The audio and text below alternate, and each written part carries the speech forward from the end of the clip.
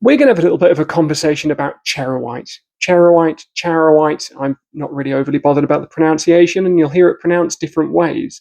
How does it form? Why is it cool? Why is it complicated? And where does it come from? Ready? Let's go.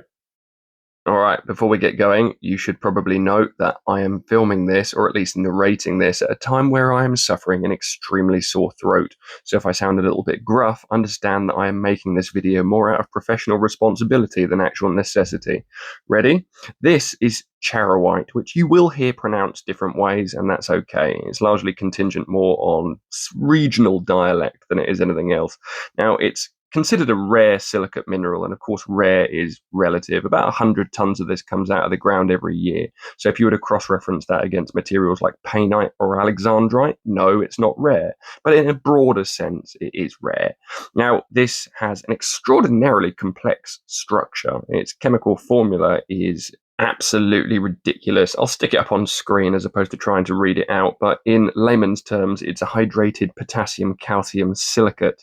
Now, sometimes it's got a little bit of sodium, fluorine, or hydroxyl groups thrown in for good measure, and it belongs to the inosilica group. And this basically means that the structure is built on chains of silicate tetrahedra, a bit like the pyroxenes and amphiboles, though charoite or charoite's chains are more complex and interwoven than these previous materials.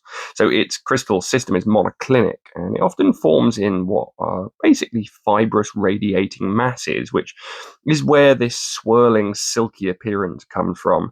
The same swirly, silky appearance that charoite is extraordinarily popular for. It's not typically found as distinct, clean-cut crystals, but rather as sort of fibrous aggregates.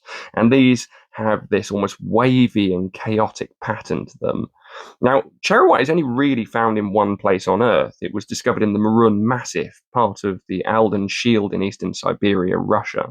Specifically, it's mined from the Murun complex in Sakha Republic near the Charo River, which is where the name is thought to have come from, although some people disagree with this and think it's rooted in the word lucky charm from Russian. So there is some debate about this, but it's probably named after the river. Now, the discovery only happened relatively recently in a broader sense, in the 1940s. However, it wasn't actually properly categorized as a new mineral until 1978. So, yes, even though it looks like it ought to have been known for hundreds of years, it only really joined the mineralogical register in the 20th century, making it a relative newcomer, especially when you compare this to materials that we've known about in some capacity or another for thousands of years.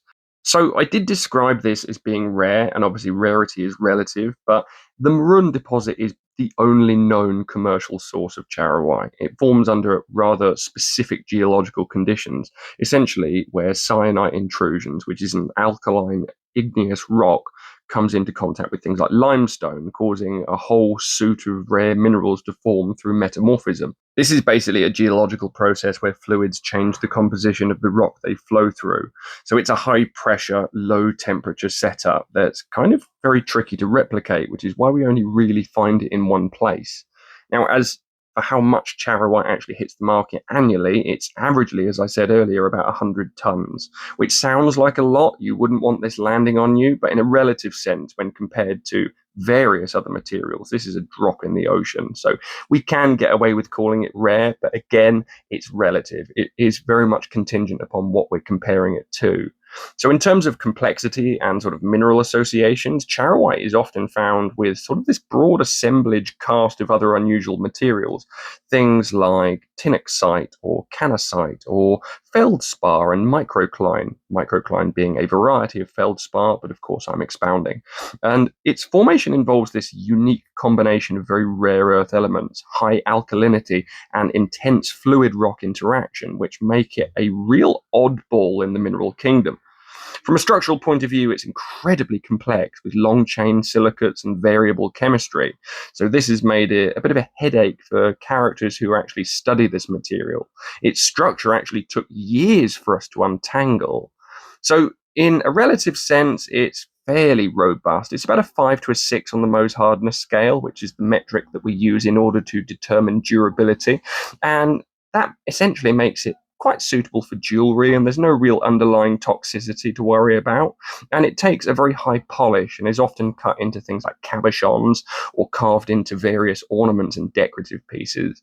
You also see it in beads and spheres and figurines and that sort of thing. However, there are various doppelgangers that are often sold as charoite, a good example being things like purple sphalerite or other dyed materials that are being sold as charoite. So look out for that.